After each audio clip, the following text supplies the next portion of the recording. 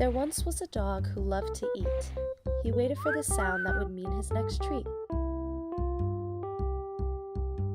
When the clock struck 12, he would run with glee towards the butcher shop where he waited to see.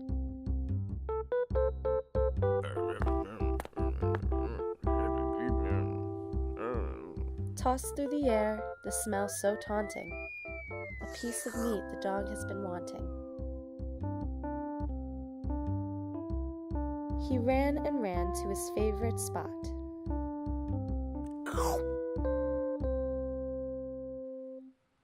Along the river atop a bridge, his body went plop.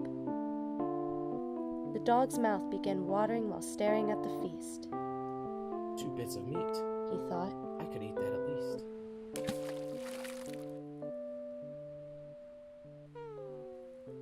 We learn as did the dog, when you want more than you've got, you could lose it all. Better to have some than not.